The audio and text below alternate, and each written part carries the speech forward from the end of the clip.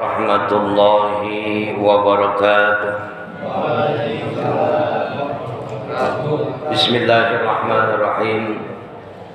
Alhamdulillahi rabbil alamin, wassalatu wassalamu ala asrafil anbiya'i wal mursalin sayyidina wa maulana Muhammadin wa ala alihi wa sahbihi ajma'in, amma ba'du. Qala Allah Ta'ala fi kitabihil karim wa huwa asdaqul qailin, a'udzu billahi minasy syaithanir rajim. Bismillahirrahmanirrahim. Innas salata kanat 'alal mu'minina kitaban mawquta. Wa qala Allah Ta'ala aidan, inna salata tanha 'anil fahsya'i wal munkar. Shadaqallahul 'azim. Yang sama-sama kita muliakan, kita hormati Ketua DKM Masjid Al-Ikhwan, yaitu Bapak Ustadz Amen Sohadi, dan juga segenap pengurusnya. Mudah-mudahan kesemuanya senantiasa diberikan kesehatan oleh Allah Subhanahu wa Ta'ala. Allah panjangkan umurnya, Allah luaskan rezekinya, sukses selamat dunia dan akhiratnya, amin ya rabbal alamin. Wa akhirina kiram, Bapak Ustadz Afifuddin, Bapak Ustadz Naim, yang keduanya mudah-mudahan senantiasa diberikan kesehatan oleh Allah Subhanahu wa Ta'ala. Allah panjangkan umurnya, Allah luaskan rezekinya, sukses selamat dunia dan akhiratnya, amin ya rabbal alamin. Ibu-ibu, bapak-bapak, adik-adik remaja, hadirin wal hadirat yang kesemuanya, mudah-mudahan dirahmati dan dimuliakan oleh Allah Subhanahu wa Ta'ala. Ketika kita berbicara tentang risalah mereka para nabi, ada yang namanya Nabi Musa, ya. Nabi Musa dikenal dengan satu istilah kalamullah, seorang nabi yang bisa berbicara dengan Allah Subhanahu wa Ta'ala. Jadi satu ketika Nabi Musa alaihissalam bertanya kepada Allah Subhanahu wa Ta'ala perihal tentang ibadah. Ya Allah, bagaimana dengan salatku? Lantas Allah Subhanahu wa Ta'ala tegas menjawab, wahai Musa, salatmu itu ya untuk dirimu. Lantas Nabi Musa juga berkata dan bertanya kepada Allah Subhanahu wa Ta'ala, bagaimana dengan puasaku wahai Allah? Pun demikian Allah menjawab, puasamu ya untuk dirimu. Dan Nabi Musa juga bertanya kepada Allah Subhanahu wa Ta'ala, ya Allah, bagaimana dengan zikirku? Allah pun menjawab, wahai Musa, zikirmu ya untuk dirimu. Dari beberapa pertanyaan ini ada hikmah yang bisa kita ambil dalam pembelajaran kita kali ini. Ketika Nabi Musa bertanya kepada Allah Subhanahu wa Ta'ala, wahai Allah, bagaimana salatku? Ini bapak-bapak, ibu-ibu, pernah nggak bertanya sama Allah? Ya, dalam komunikasi ibadah kita kepada Allah Subhanahu wa Ta'ala, bertanya nggak kita, bagaimana salatku wahai Allah? Kalau Nabi Musa bertanya perihal tentang sholatnya, lantas Allah kemudian jawab, sholatmu wahai Musa ya untuk dirimu. Itu artinya ketika kita berbicara tentang makna ibadah sholat yang kita kerjakan, Allah Subhanahu wa Ta'ala dalam jalinan komunikasi seorang hamba dengannya jelas bahwasanya sholatmu ya untuk dirimu. Maknanya apa Pak? Kalau sholat itu baik, maka akan baik pula amal perbuatan kita. Ya, sementara urgensi sholat kita pernah pelajari bahwasanya pentingnya ibadah sholat. Satu diantaranya adalah ibadah sholat itu mampu mencegah diri kita dari satu perbuatan keji dan munkar. Inna salata tanha 'anil fahsya'i wal munkar. Sesungguhnya sholat itu mampu mencegah perbuatan keji dan munkar. Pertanyaannya gini Pak, ketika bapak sholat, ibu sholat, Apakah sholat ibu, sholat bapak mampu menghindari diri ibu dari segala perbuatan yang tercela, dari sikap bapak yang tercela, dari adab, dari akhlak, dari perbuatan, semua perbuatan kita yang tercela? Itu jawabannya ada dalam hati kita. Dan kita nggak bisa menengok sholat orang lain, ya, nggak bisa melihat sholat orang lain. Allahu Akbar, Allah yang maha besar, kelihatan Pak. Karena ibadah sholat adalah sebuah ibadah yang bentuknya adalah sempurna di mata Allah Subhanahu wa ta'ala. Isi ibadah sholat itu adalah pengagungan diri kita seorang hamba kepada Tuhan, kepada Allah Subhanahu wa ta'ala. Jalinan komunikasi seorang hamba kepada Tuhannya. Ada gerakan tangan di dalamnya ketika kita bertakbir Allahu Akbar. Angkat kedua tangan kita, Allahu Akbar, ketika kita ruku di hadapan Allah Subhanahu wa ta'ala. Wajah yang kita gunakan untuk sujud, ada jidat yang menempel di tanah. Semua bentuk ibadah sholat, ya, bentuknya adalah pengagungan diri seorang hamba kepada Tuhannya. Lantas pertanyaannya, setelah kita mengagungkan Allah, mengesahkan Allah, meyakini Allah itu adalah segala-galanya, kemahakuasaannya luas, pertanyaannya Pak, mampukah kita menjaga kualitas dari ibadah sholat kita? Ada loh Pak Ustadz, orang yang sholat tapi masih juga nyolong. Ada nggak? Ada nggak Pak? Pak Ustadz, masih ada loh orang yang sholat tapi masih suka main judi. Ada orang yang sholat tapi masih suka minum minuman keras. Ada nggak kira-kira? Banyak Pak. Ya, sebejat apapun moral kita, sebejat apapun akhlak kita, adab kita, sholat. Kenapa? Karena ibadah sholat ini akan merubah, ya, satu kondisi akhlak yang tidak baik menjadi baik. Nanti ketika nur ibadah sholat itu mengarahkan kita, akan diarahkan kita dari sesuatu yang tercela hingga pada akhirnya kita menghindari sesuatu yang tercela itu. Ibadah sholat. Makanya wajar kalau Nabi Musa mengatakan, ya Allah, bagaimana dengan sholatku? Allah Subhanahu wa ta'ala tegas katakan, sholatmu ya untukmu, untuk kita Pak. Apakah kita nggak malu ketika kita sholat Allahu Akbar, kita agungkan Allah, selepas sholat masih nyolong, merampas hak orang lain? Kira-kira kalau dibalik Pak, benda Bapak yang dirampas orang, diambil orang, sakit hati nggak? Sakit hati. Zalim kita kepada orang lain. Ya, perenungan seorang hamba ketika kita berbicara tentang sejarah, ya, ada satu ketika seorang hamba ini ketika mau tidur itu dijamin masuk surga oleh Allah Subhanahu wa ta'ala. Kuncinya di mana? Ini ketika seorang hamba akan mau tidur, dia merenungkan diri.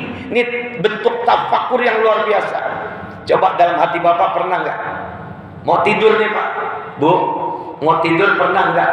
Ingat tentang kezaliman kita, tentang dosa kita, tentang kejahatan kita, tentang perbuatan tercela kita yang kita utarakan kepada orang lain, kita kerjakan untuk orang lain. Nih, jaminan surga dari Nabi Muhammad SAW. Jadi ada satu ketika dalam sebuah kisah, Rasulullah SAW bercerita di hadapan mereka para sahabat, ada di wilayah ini, di daerah ini, seorang yang dijamin masuk surga oleh Allah Subhanahu wa ta'ala. Salah seorang sahabat bertanya dan penasaran, ya Rasulullah, siapa? Orangnya ada, ya, di kota Madinah ini. Apa sih amal perbuatannya? Ternyata seorang sahabat ini penasaran, datang bertandang ke rumah seorang sahabat yang dijamin masuk surga oleh Allah Subhanahu wa ta'ala. 3 hari dia menginap Pak. Ya, dilihat perbuatannya biasa aja, sholat ya biasa, ketika dia tidur biasa, ngedengkur malah. Iya, setiap hari seperti itu. Sampai 3 hari lamanya di akhir dia nginap, dia bertanya dalam hatinya, apa sih yang menyebabkan hamba ini dijamin oleh Rasulullah SAW masuk surga? Sampai dia bertanya, wahai sahabatku, aku ini bingung, amalmu biasa aja. Tapi Rasulullah SAW menjawab dan memberikan sebuah kepastian bahwasanya dirimu dijamin masuk surga oleh Allah Subhanahu wa taala. Dan hamba Allah ini pun bertanya dengan satu kualitas pertanyaan yang luar biasa. Seperti biasa, tapi mungkin. Nah, salah satu amal perbuatanku yang dijamin oleh Rasulullah SAW masuk surga. Ketika aku berangkat tidur, di sana aku lihat satu hal tentang diriku. Dia katakan di hadapan Allah Subhanahu wa taala, ya Allah, andai kata hari ini ada perbuatan zalim yang aku kerjakan kepada orang lain, andai kata aku berbuat zalim pada orang lain, maka ampuni dosaku ya Allah. Dan andai kata hari ini ada orang lain yang telah berbuat zalim terhadap diriku, ampuni dia ya Allah, dan aku memaafkannya. Ini kualitas kata-kata yang luar biasa. Dan aku memaafkannya wahai Allah. Ya Allah, kalau ada hari ini orang yang telah berbuat zalim kepada diriku, ampuni dosanya ya Allah. Dan aku ikhlas, aku ridha, dan aku memaafkannya ya Allah. Bu, kira-kira kalau disakitin orang, disakitin tetangga, dendam nggak kira-kira? Oh, dendam Pak, sakit hati, teh ya. Bener nggak? Nih, satu amalan yang luar biasa. Ketika kita berangkat mau tidur, coba ucapkan kalimat ini, Bismillah, Alhamdulillah, Allahumma sholli ala Muhammad wa ala ali Muhammad. Ya Allah, andai kata ada kezaliman yang telah aku berbuat hari ini, bahkan sebut nama keluarga kita, istri dan anakku ya Allah, maka ampuni dosaku ya Allah. Dan andai kata ya Allah, pada hari ini ada kezaliman yang dibuat orang lain terhadap diriku dan keluarga besarku, aku mohon ampunan ya Allah, maka ampuni dosanya dan aku memaafkannya ya Allah. Nggak gampang Bu, ngucap mah gampang ya, bener nggak? Ya, wajar kalau Musa berkata, ya Allah, bagaimana kualitas sholatku, bagaimana dengan sholatku. Allah Subhanahu wa taala katakan, salatmu untuk dirimu. Artinya apa Pak? Segala bentuk ibadah yang kita kerjakan ya untuk diri kita. Bapak nggak sholat nggak rugi Allah. Ibu nggak sholat nggak rugi Allah. Yang butuh sholat siapa? Ya kita. Ada disiplin waktu di sana, ada sebuah ketertiban yang kita lakukan, minimal ada jalinan komunikasi kita yang mengaku diri kita adalah seorang hamba kepada Tuhannya. Ini Pak. Ya, Pak Ustaz, saya masih bisa sholat tapi masih ngelawan sama orang tua. Ya Allah, apakah sholat mengajarkan kita untuk durhaka kepada orang tua? Jawab itu pertanyaan. Saya sholat ya Allah, saya sholat Pak Ustaz. Apakah sholatmu mampu mencegah dirimu dari perbuatan keji dan munkar? Jawabannya ada pada diri kita. Dan kalau kita ingin kualitas sholat kita baik di mata Allah Subhanahu wa taala, makanya terus ajarkan diri kita lewat sholat kita untuk bisa mencapai satu kualitas akhlak, adab dan moral serta perbuatan kita yang Allah ridha kepada kita. Jadi jelas, saya seringkali sampaikan, innani anallah la ilaha illa ana fa'budni wa aqimis sholata li zikri. Sesungguhnya aku ini adalah Allah dan tidak ada Tuhan melainkan diriku, maka ibadahlah kepadaku, wa aqimis sholata li zikri, dan dirikanlah salat untuk mengingatku. Jadi makna salat itu adalah untuk mengingat Allah agar kita mampu memperbaiki akhlak dan moral serta perbuatan kita di mata Allah Subhanahu wa taala. Paham sampai di sini Pak? Ketika Nabi Musa bertanya, wahai Allah, bagaimana dengan kualitas, bagaimana dengan ibadah puasaku? Ibadah puasamu untuk dirimu kok. Hikmahnya apa? Dengan berpuasa kita mampu menahan hawa nafsu, mengekang hawa nafsu kita. Dan keuntungannya untuk siapa? Untuk diri kita. Menjadi orang yang lemah, menjadi orang yang tunduk dan patuh terhadap ketentuan Allah Subhanahu wa taala. Lagi puasa nggak boleh minum loh. Kenapa? Karena Allah. Lagi puasa nggak boleh makan karena Allah. Ya, semua kita lakukan karena Allah Subhanahu wa taala. Wajar kalau Allah Subhanahu wa taala katakan, "Musa, puasamu untuk dirimu." Ketika kita bertanya kepada Allah dengan diri kita sendiri, "Wahai Allah, bagaimana dengan puasaku?" Allah pasti jawab, "Puasamu untuk dirimu." Karena kualitas ibadah puasa hanya kita dan Allah yang tahu. Korupsi, minum air waktu wudu, ada nggak? Yang nggak punya pelajaran, nggak punya ilmu tentang wudhu, nggak punya ilmu tentang puasa, lagi kumur, nelan dikit tuh. Ada di sini, ada setua ini kayak begini. Ya dulu waktu zaman kita anak kecil mungkin masih ya, ya. Padahal Allah tahu, tapi tetangga yang sebelah waktu kita wudhu tahu nggak? Nggak tahu. Puasamu untukmu, wahai Musa. Karena puasa itu mampu mencegah dirimu dari segala yang namanya hawa nafsu. Bagaimana dengan zikirku, wahai Allah? Zikirmu untuk dirimu. Ala tatmainnul qulub. Ya, dengan zikir. La bi zikrillah tatmainnul qulub. Dengan berzikir kita menyerah rasa nyaman, tenang. Afdhalul zikri fa'lam annahu la ilaha illallah. Seutama-utamanya kalimat zikir la ilaha illallah. Maknai Pak kalau zikir. Ini kan kadang-kadang kita zikir kayak orang mau ayam mau cebok. La ilaha illallah, la ilaha illallah, la ilaha illallah. Bagaimana kualitas zikir itu bisa kita dapat? Ketenangan. Sholatmu mengantarkan kepada ketenangan, puasamu mengantarkan kepada ketenangan, bahkan zikirmu wahai Musa akan mengantarkan dirimu pada ketenangan. Dengan tenang segala perbuatan insya Allah rapi. Coba deh, kita tenang Pak, apapun pekerjaannya jadi beres, cakep, rapi, bagus. Coba kalau dikerjakan dengan tergesa-gesa, tenang Pak. Saking tenangnya kita zikir la ilaha illallah, tidur. Saking sakinahnya, saking tenangnya. Coba Pak, kualitas zikir kita perbaiki. Saya jujur aja, kadang-kadang zikir tetap yang namanya manusia.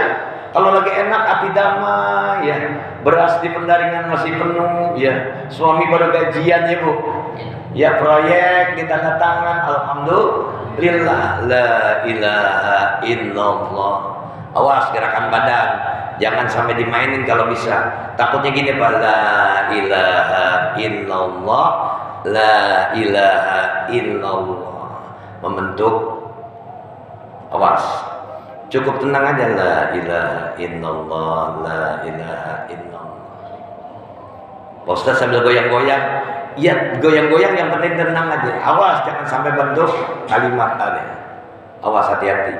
Makanya tenang aja, la ilaha illallah. Kan ada la ilaha illallah, la ilaha illallah.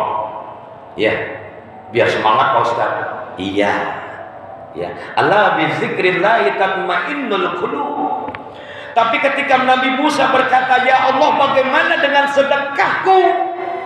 Nih pertanyaan yang luar biasa. Wahai Musa, inilah sedekahmu, melibatkan keterkaitannya dengan manusia yang lain, maka ini menjadi satu catatan amal perbuatanmu yang akan mengangkat ke arsy-Nya Allah. Diterima amal ibadahmu yang namanya sedekah, dan aku ridha. Kenapa? Kaitannya erat dengan manusia yang lain. Nih Pak, kalau kita belajar tentang ibadah sampai tuntas, insya Allah kita jadi paham. Kenapa? Ada satu pengalaman di balik cerita yang kedua saya ingin sampaikan. Seorang anak muda, ya bahasanya udah dewasa, tiba-tiba mengalami satu peristiwa sakaratul maut. Udah pernah ngalamin belum? Pak Ustaz kok ditanyain kayak gini? Ini pernah ngalamin ya? Bapak kenal ibadah yang namanya mati syuri? Pernah dengar? Ini seorang muda, anak muda ini tiba-tiba mengalami satu peristiwa sakaratul maut. Ya, di sana dinampakkan oleh Allah Subhanahu wa taala. Kalau bahasa saya CCTV. Ini bukan lagi CCTV, Bu. Layar lebar. Di hadapannya jelas nampak terlihat semua bentuk amal ibadahnya, semua bentuk perbuatannya waktu hidup di alam dunia. Ini nanti kita ngalamin. Jangan dibilang enggak. Mana ayatnya Pak Ustaz? Fayunabbiukum bima kuntum ta'malun. Maka aku nampakkan, kata Allah, aku perlihatkan semua amal perbuatanmu ketika kamu dalam keadaan sakaratul maut. Ini nampak diperlihatkan. Di sana diperlihatkan bagaimana sholatnya dia, bagaimana puasanya dia, bagaimana sedekahnya dia. Ya, dinampakkan oleh Allah Subhanahu wa taala. Ketika dia bermaksiat kepada Allah Subhanahu wa taala, dia nangis. Ya Allah, banyak dosa, sekecil apapun dosa itu diperlihatkan oleh Allah Subhanahu wa taala. Dan main-main, Pak. Makanya tumbuhkan rasa kesadaran kita untuk terus ingat Allah dalam ibadah kita. Orang kalau udah dengar cerita kayak gini makin takut kita kepada Allah Subhanahu wa taala. Al-khauf ada dalam diri kita, insya Allah ibu menjadi hamba yang tunduk patuh taat kepada Allah Subhanahu wa taala. Dinampakkan dengan lebar itu layar Allah perbuatan manusia ketika dia dalam peristiwa sakaratul maut. Wajar kalau Allah bilang fayunabbiukum bima kuntum ta'malun. Sekecil apapun, sampai bahkan Allah perlihatkan duit yang 1000 perak. Nih, awas catatan penting buat kita. 1000 perak uang yang kita simpan menjadi sebuah tanggung jawab kita di hadapan Allah Subhanahu wa taala. Hamba Allah, lihat, itu engkau menyimpan uang 1000 perak. Dilihatin tuh layar lebarnya. Gimana nggak gemetar hati seorang hamba itu? Bapak nyimpan duit di dompet, ya, gara-gara ketakutan bininya. Ada cerita kayak gitu? Ada nggak? Banyak Pak Ustaz. Ya punya alasan, mah gua kan buat bensin, buat makan di jalan kalau apa-apa ada kejadian, ya kan? Diumpetin, diliatin sama Allah Subhanahu wa taala. Bukan hanya maksiat kita, bukan hanya amal perbuatan kita, bahkan harta yang kita punya ditanya sama Allah Subhanahu wa taala, diperlihatkan, gemetar itu seorang hamba. Apa yang terlintas dalam ucapannya? Ya Allah, hidupkan aku kembali 3 menit saja, hidupkan aku kembali 5 menit saja, agar aku bisa beramal soleh untuk tunduk patuh taat kepadamu ya Allah. Ini kisah nyata. Betapa rasa khawatir, rasa kecewanya tentang kehidupannya. Sampai uang 1000 perak pun yang disimpan, yang diumpetin, ketahuan, diperlihatin sama Allah Subhanahu wa taala. Bagaimana tanggung jawab kita tentang harta kita. Awas, hati-hati jadi orang kaya. Itu baru ketemu di sakaratul maut, belum di persidangan yaumil akhir, dalam satu wacana yaumil hisab kita. Saking gemetarnya dia minta, ya Allah hidupkan kembali aku 3 menit aja, 5 menit aja. Terus dinampakkan oleh Allah Subhanahu wa taala, dia berputar, dia berkeliling, dia masuk dalam sebuah majlis. Di sana ada orang yang melafalkan ayat-ayat Allah Subhanahu wa taala. Tembus cahayanya ke langitnya Allah Subhanahu wa taala. Orang lagi baca Quran, Pak. Lagi muzakarah, lagi murajaah, ya, lagi baca Quran, dan nampak jelas seorang guru yang mengajarkan Al-Qur'anul Karim, cahayanya lebih terang lagi, tembus ke arsy-Nya Allah, langitnya Allah, diperlihatkan oleh Allah Subhanahu wa taala. Muncul hasratnya, ya Allah, kembalikan aku ke alam dunia walau hanya 3 menit atau 5 menit saja, aku akan tunduk patuh menjadi orang yang soleh.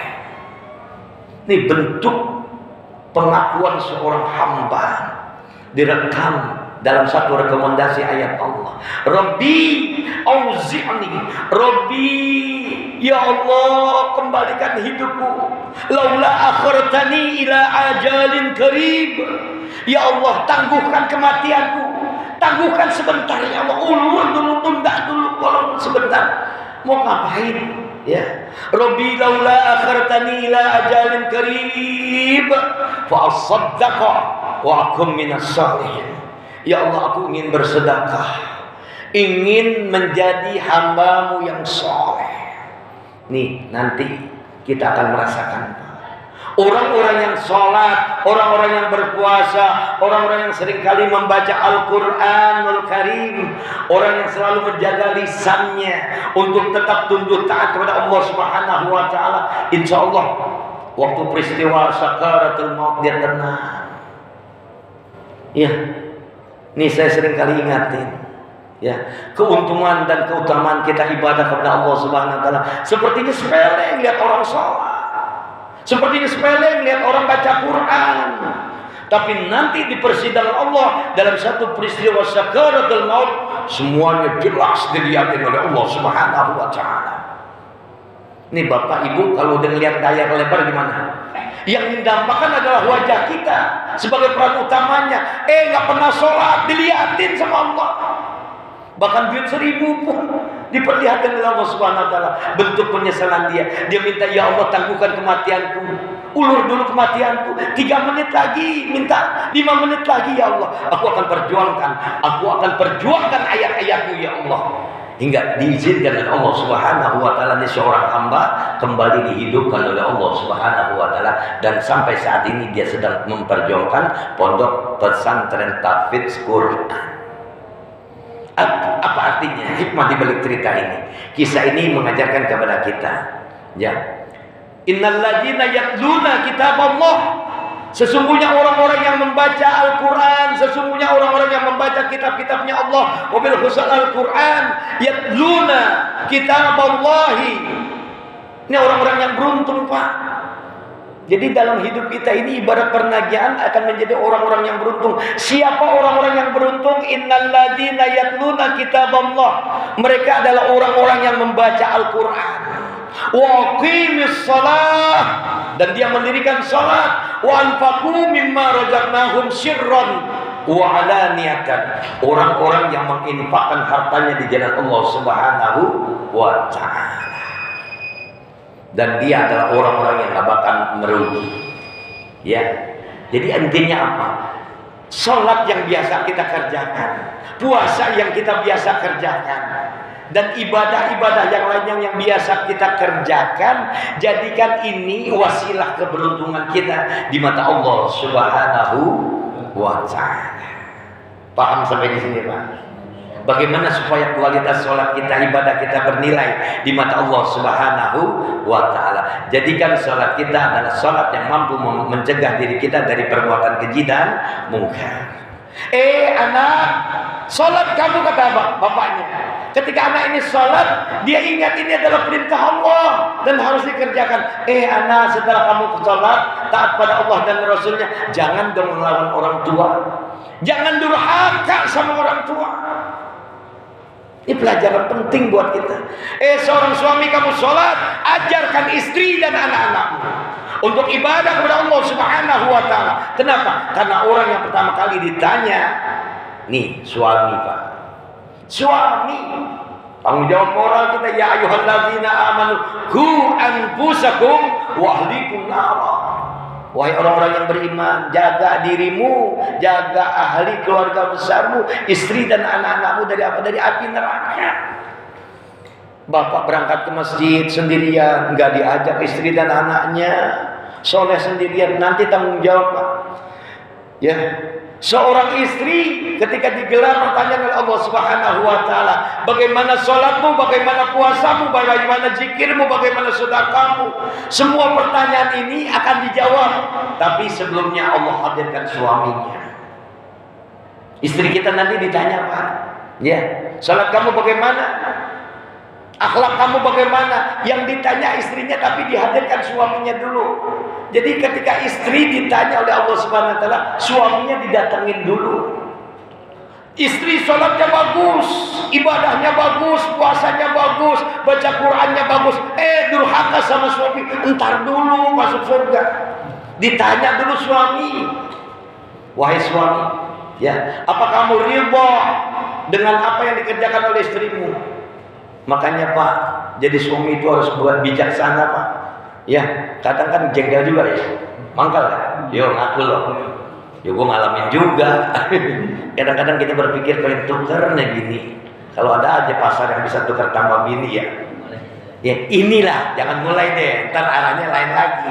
Artinya apa? Pembelajaran buat kita semuanya.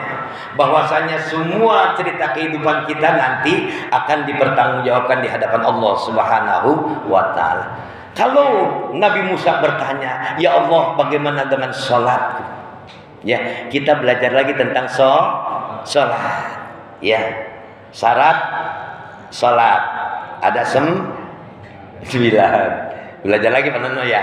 Ya nggak apa-apa, biar tua dia masih belajar sholat, biarin lah. Ya insya Allah sholat kita ini yang akan mengantarkan kita pada satu hal yang baik di mata Allah Subhanahu wa Ta'ala.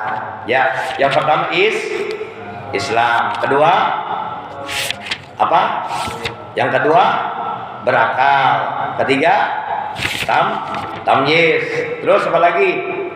Waktunya udah masuk. Ya mukadimah tadi udah jelas, inna sholata kanat 'alal mu'minina kitaban mauquta. Terus suci dari hadas kecil, hadas besar. Ya terus menghadap kiblat. Terus apa lagi? Bersih dari najis. Terus menutup aurat. Dan yang terakhir niat. Kemarin pembahasan kita masuk pada rukun sholat. Rukun sholat ada 14. Kemarin baru 3 ya Pak ya. Ya, yang pertama berdiri jika mampu. Ya, kuat sholat, kuat, berdiri. Rukun. Kalau nggak kuat Ustaz, kayak kemarin saya maaf aja, ini sendi lagi lumayan banget. Ya Allah, diri susah. Ya, duduk ya udah duduk. Ya karena dalam keadaan tidak mampu. Yang kedua takbiratul ihram. Ini rukun nih Pak. Ya, jadi berdiri jika mampu. Dan rukun itu adalah setingkat dengan wajib kalau bisa. Ya, rukun sholat berdiri, lantas kemudian takbiratul ihram, Allahu Akbar. Perhatikan, ketika takbiratul ihram harus dilafadzkan dengan jelas, maknanya sampai terdengar oleh kuping kita sendiri. Jangan sampai kuping satu RT tahu. Ya, cukup Allahu Akbar. Jangan teriak Allahu Akbar, nge-speaker lagi. Ya, cukup kuping kita yang dengar. Lantas kemudian membaca suratul Fatihah. Ini wajib ya. Rukun sholat baca Fatihah. Kemudian ruku. Kenapa sholat ini memperagakan kita? Ya, satu bentuk terapi yang datangnya dari Allah Subhanahu wa Ta'ala. Orang-orang yang sholat insya Allah sehat. Pagi kita suruh terapi lewat jalinan sholat. Allahu Akbar. Coba Bapak kalau olahraga, ya kan? Seringkali digerakin. Tapi ibadah ini mengajarkan kita satu bentuk terapi tentang salat kita, tentang kesehatan badan kita. Ya subhanallah, kalau kita mau hikmatin nikmatnya ibadah salat luar biasa. Allahu Akbar. Ketika takbiratul ihram, haram hukumnya kita mengingat tentang urusan dunia. Hubud dunia lepas, makanya bentuknya Allahu Akbar. Allahu Akbar. Ini yang bagusnya. Jadi buang persoalan dunia, maka raih ketenangan bersama dengan Allah Subhanahu wa Ta'ala. Kita rangkul, kita peluk Allah. Ya artinya apa? Jalinan komunikasi kita terus sejalan. Lantas kemudian ruku Allahu Akbar. Diajari kita emas, jangan sombong jadi manusia. Lu kaya jangan sombong, punya ilmu jangan sombong, punya pangkat, punya jabatan jangan sombong.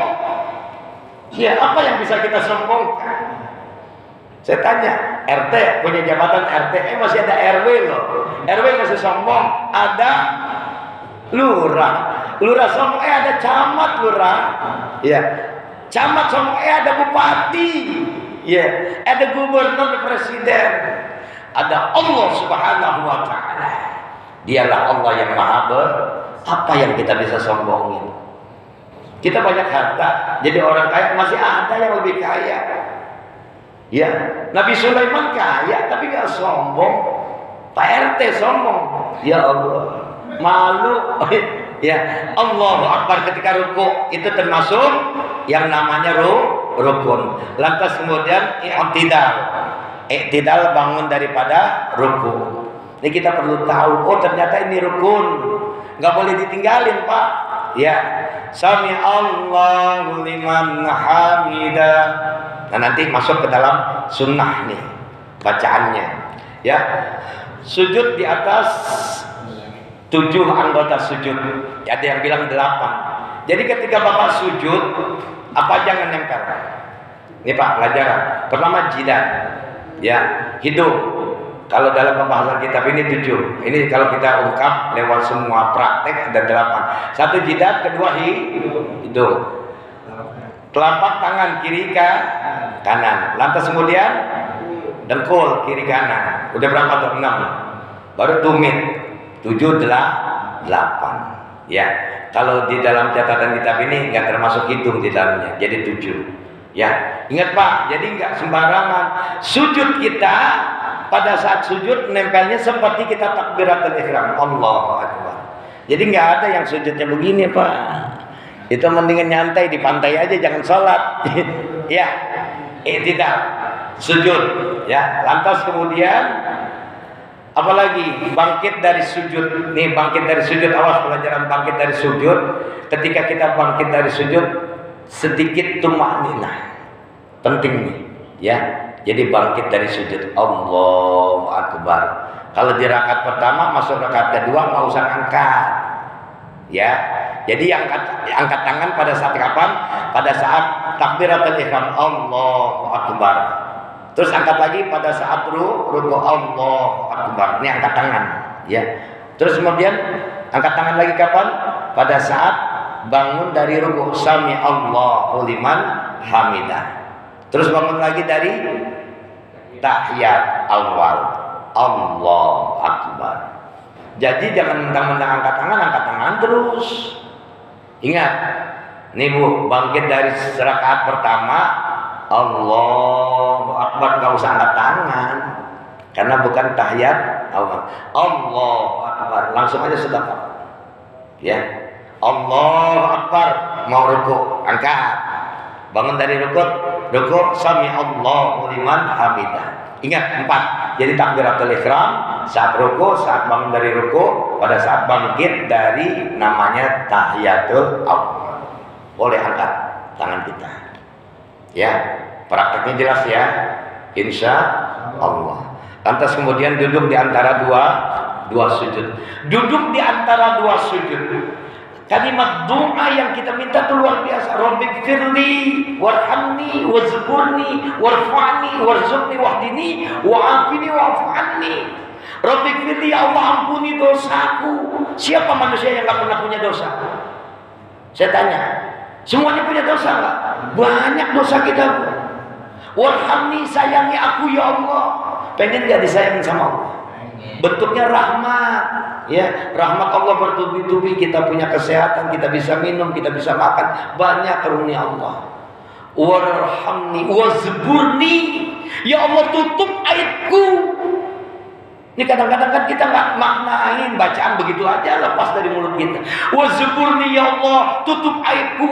Praktek di lapangan kita buka aib orang, merasa paling benar, riba. Bener nggak?